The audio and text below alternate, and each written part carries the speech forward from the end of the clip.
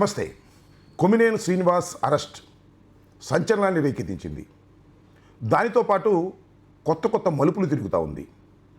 కొమ్మినేని శ్రీనివాస్ గారిని రాష్ట్ర ప్రభుత్వం కక్షగట్టి, రాష్ట్ర ప్రభుత్వం అనడం కంటే చంద్రబాబు నాయుడు గారు, లోకేష్ గారు కక్షగట్టి అరెస్ట్ చేశారు అనే వాదన నిజము అనే విషయాలు బయటకు వస్తున్నటువంటి సందర్భం. కొమ్మినేని శ్రీనివాస్ గారిని అరెస్ట్ చేశారు, తీసుకొచ్చారు, మంగళగిరిలో ప్రొడ్యూస్ చేశారు. మంగళగిరి కోర్టు రిమాండ్ ఇచ్చింది. ఆ తర్వాత కొమ్మినేని శ్రీనివాస్ గారి తరపున సుప్రీంకోర్టుకు వెళ్ళడం జరిగింది.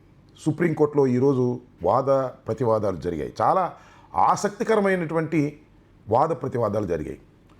రాష్ట్ర ప్రభుత్వం కొమ్మినేని శ్రీనివాస్ గారికి ఏ విధంగా అయినా బెయిలు రాకోకుండా ఉండాలనే ప్రయత్నంతో చాలా పెద్ద అడ్వకేట్స్ని పెట్టారు. సుప్రీంకోర్టులో సీనియర్ అడ్వకేట్ని ముకుల్ రోత్కి, సరే సిద్ధార్థ లోద్రా, వాళ్ళు నిమిషాల లెక్కన డబ్బులు తీసుకుంటారు.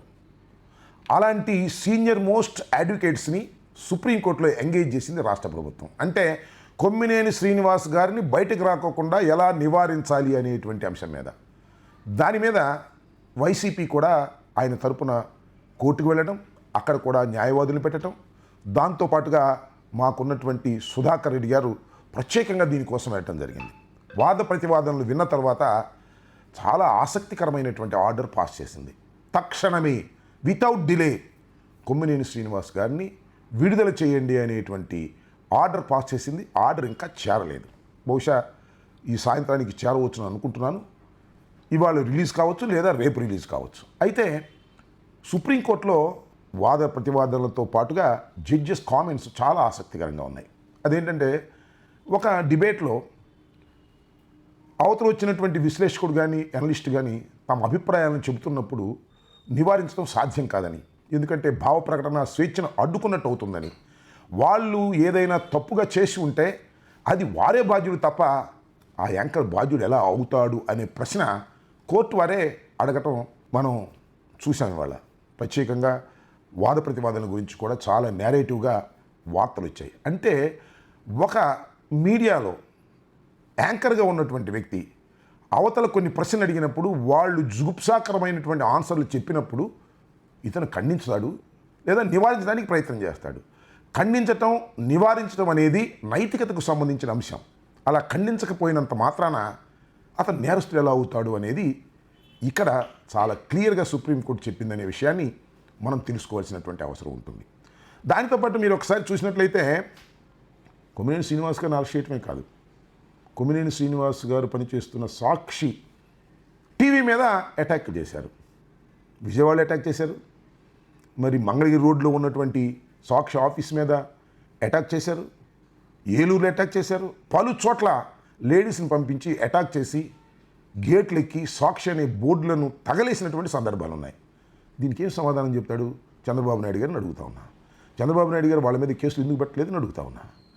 యాంకర్కే సంబంధం లేదని సుప్రీంకోర్టు స్పష్టంగా చెప్పిన తర్వాత ఇవాళ సాక్షి మీదకి వెళ్ళి చివరికి భారతమ్మ గారు కూడా క్షమాపణ చెప్పాలి, అదేవిధంగా జగన్మోహన్ రెడ్డి గారు క్షమాపణ చెప్పాలి అనేటువంటి కార్యక్రమం చేశారే. చివరికి పొగాకు రైతుల్ని పరామర్శించడానికి వెళుతున్నటువంటి జగన్మోహన్ రెడ్డి గారిని కూడా లేడీస్ని ఉసిగొల్పి అక్కడ నిరసన ప్రదర్శన పేరుతో హంగామా చేయడానికి ప్రయత్నం చేశారు. ఏమిటి అన్నీ కూడా ఒక రాక్షసంగా వ్యవహరిస్తున్నారా నారా చంద్రబాబు నాయుడు గారు? ఇవాళ కొమ్మినేని శ్రీనివాస్ గారిని అరెస్ట్ చేయటమే తప్పు అని చాలా స్పష్టంగా అర్థమవుతుంది. 41 నోటీస్ ఇచ్చి పంపించవలసినటువంటి కేసులో అరెస్ట్ చేసి మీరు లోపల పెట్టేటటువంటి కార్యక్రమం చేస్తున్నారు.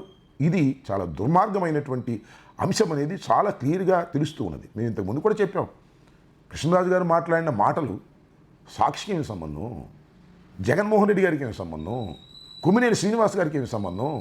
కొమ్మినేని శ్రీనివాస్ గారి మీద మీరు కక్షగట్టి అవకాశం దొరికింది కదా అని ఆయన్ని కేసు పెట్టి లోపలేశారే. ఏం పోయే కాలం అండి చంద్రబాబు నాయుడు గారు.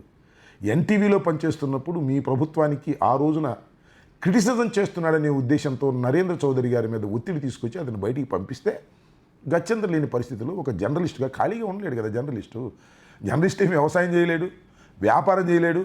జర్నలిస్టుకు తెలిసిందల్లా జర్నలిజమే కాబట్టి ఎక్కడో చోట ఏ పేపర్లోనో, ఏ పత్రికలోనో, లేకపోతే ఏ టీవీ ఛానల్లోనో ఉండాలి కాబట్టి సాక్షిలో చేరాడు. అక్కడ కూడా మీరు బతకనీయకోకుండా ఆయన మీద కేసులు పెట్టి హింసించాలనే ప్రయత్నం చేశారే. ఎంత తప్పండి ఇది. ఈ దుర్మార్గానికి మీరు మూల్యం చెల్లించరా? మీరు మీ అబ్బాయి రాబోయే కాలంలో మూల్యం చెల్లిస్తారని కూడా నేను అభిప్రాయపడుతున్నా. సరే, ఇవాళ సుప్రీంకోర్టు తక్షణమే విడుదల చేయమని చెప్పినా ఇంకా ఆర్డర్ రాలేదు. బహుశా ఇప్పుడు 6 అయింది, ఈ 6 గంటలకు కూడా ఆర్డర్ రాలేదు నేను కనుక్కున్నాను. బహుశా ఈ పూట వస్తుంది. ఏదైనా ఎమర్జెన్సీగా ఆ సుప్రీంకోర్టులో వారు ఇచ్చిన ఆర్డర్ ప్రకారం చదువుకున్న తర్వాత బహుశా ఇవాళ రిలీజ్ కావచ్చు, లేకపోతే రేపైనా తప్పనిసరిగా కొమ్మినేని శ్రీనివాస్ గారు రిలీజ్ అవుతారని నేను భావిస్తున్నాను. నిజంగా కొమ్మినేని శ్రీనివాస్ గారు ఒక జర్నలిస్టు. ఈ 4-5 రోజులు ఆయన జైల్లో పోలీసుల మధ్యన పడిన ఆవేదన చాలా భయంకరమైంది. మాకంటే పొలిటీషియన్స్, మాకు తప్పదు. పాప ఆయన జర్నలిస్ట్కి ఏంటి అన్యాయం అనేది నాకు అనిపిస్తూ ఉంది. కాబట్టి కొమ్మినేని శ్రీనివాస్ గారు పడిన బాధకి తప్పనిసరిగా చంద్రబాబు నాయుడు గారు మూల్యం చెల్లిస్తారని ఈ సందర్భంగా చెప్పదలుచుకున్నాను. ధన్యవాదాలు. Stay aware, stay bold. Like, subscribe and follow at Ammati Rambabu Official for truth and clarity in today's politics.